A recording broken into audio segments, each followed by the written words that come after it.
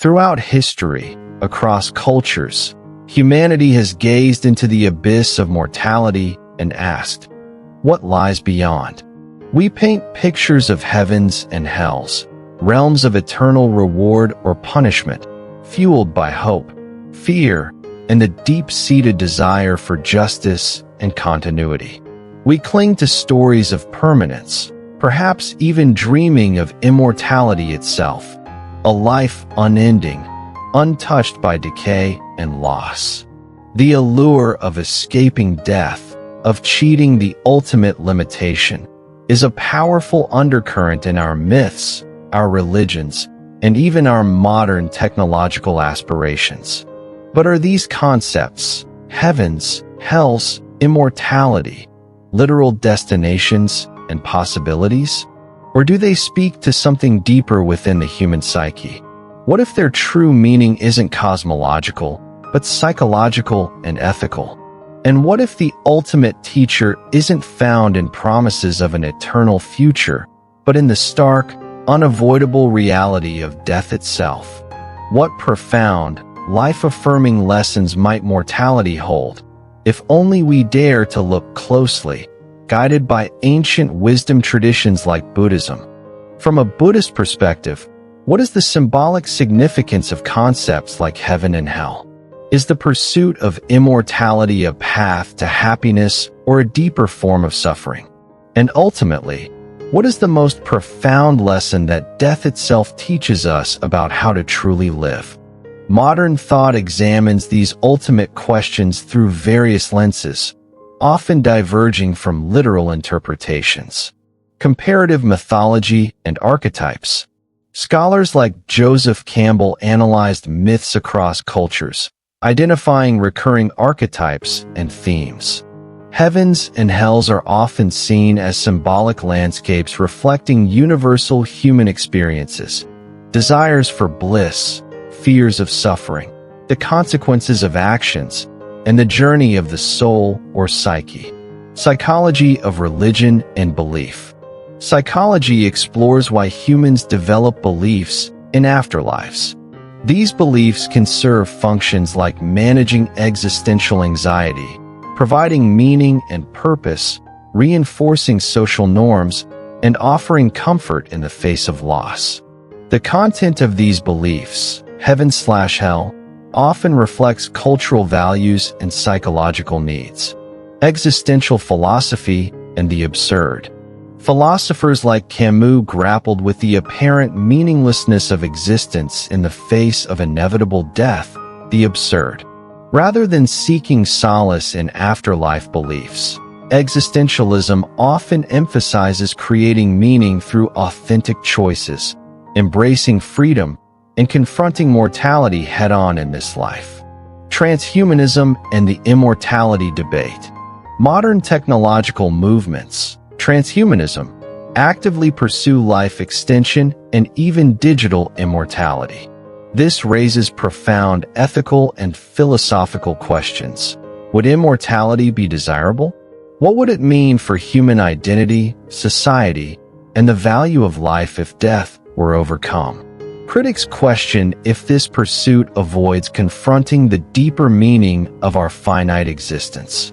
These perspectives often treat afterlife concepts symbolically or question the desirability of immortality.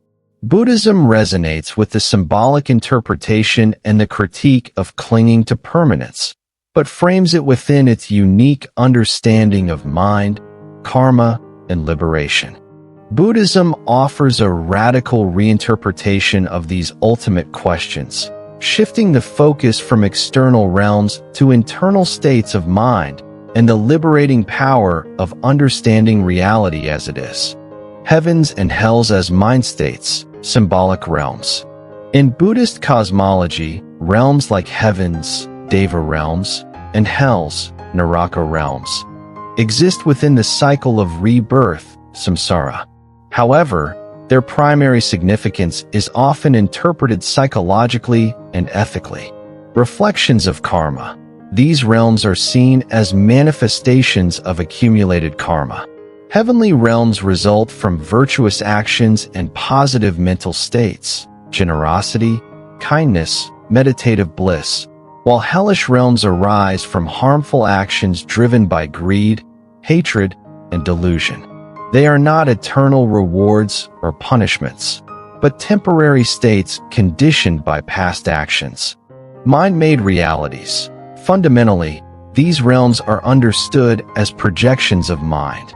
Intense states of happiness or suffering experienced now can be seen as experiencing heavenly or hellish states. The external realm reflects the internal landscape, not liberation. Crucially, even heavenly realms are impermanent and part of samsara. Beings there eventually exhaust their good karma and are reborn elsewhere. True liberation, nirvana, lies beyond all conditioned realms, including heavens. Immortality versus impermanence, anicca, and non-attachment. Buddhism directly confronts the desire for permanence, including immortality, as a root cause of suffering. The truth of anicca, all conditioned things, including life, consciousness, and even universes, are impermanent. Clinging to the idea of an unchanging self or an eternal existence goes against the fundamental nature of reality and inevitably leads to disappointment and suffering. Immortality as samsara. From a Buddhist view, achieving physical or even mental immortality without wisdom and liberation would simply mean prolonging existence within samsara, potentially experiencing endless cycles of subtle or gross suffering and dissatisfaction. True goal, nirvana. The ultimate goal isn't endless life, but the cessation of suffering, nirvana, achieved through extinguishing the fires of greed, hatred, and delusion, and realizing the selfless, impermanent nature of reality. This is a state of profound peace and freedom beyond the confines of conditioned existence, whether finite or infinite. Death as the ultimate teacher, Maranasati.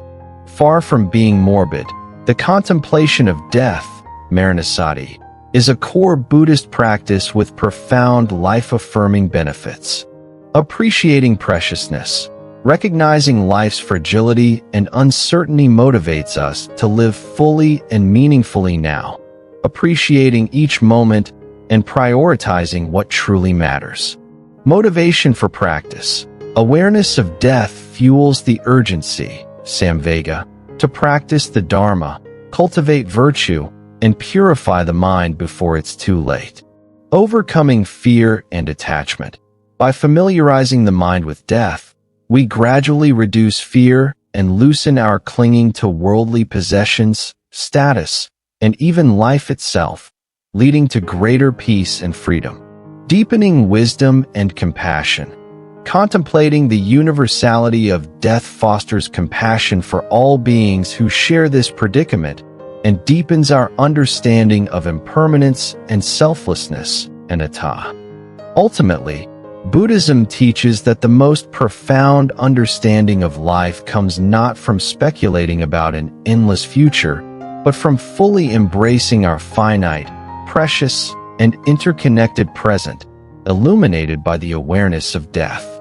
How can we integrate these profound lessons into our daily lives? Reflecting on mental states. Notice moments of intense happiness or suffering in your day. Reflect. Is this a glimpse of a heavenly or hellish state created by my mind and actions? Use this to understand karma and cultivate positive states. Questioning desire for permanence. Observe your attachments to possessions, youth, relationships, life itself. Gently question the desire for them to last forever. How does clinging cause tension? Practice letting go in small ways.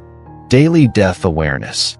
Dedicate a few moments each day to contemplate the certainty of death and the uncertainty of its timing.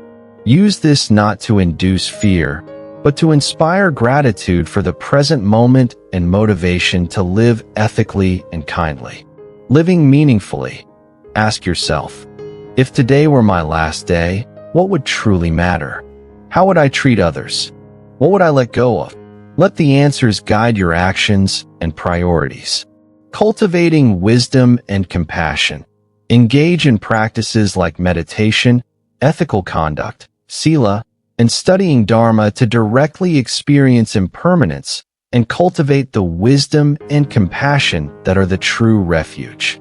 The human quest for meaning often leads us to imagine realms beyond this life, seeking permanence in an impermanent world.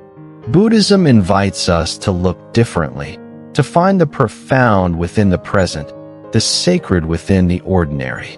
Heaven and hell are not just distant places, but potentials within our own hearts and minds, shaped by our actions and intentions.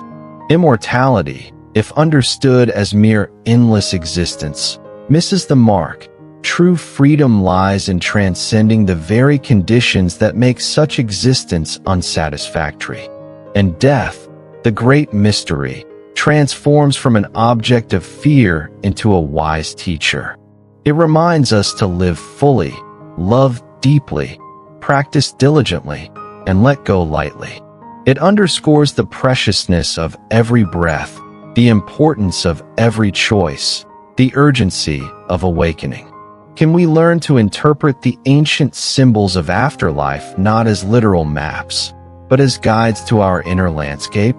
Can we release the craving for permanence and find peace in the dynamic flow of life? Can we embrace the awareness of death not with fear, but with gratitude, allowing it to illuminate our path to living a truly meaningful and compassionate life? How does contemplating mortality change your perspective on life? What practices help you live more meaningfully and with less attachment? Share your insights and reflections in the comments. Let's learn from each other on this path of mindful living and dying.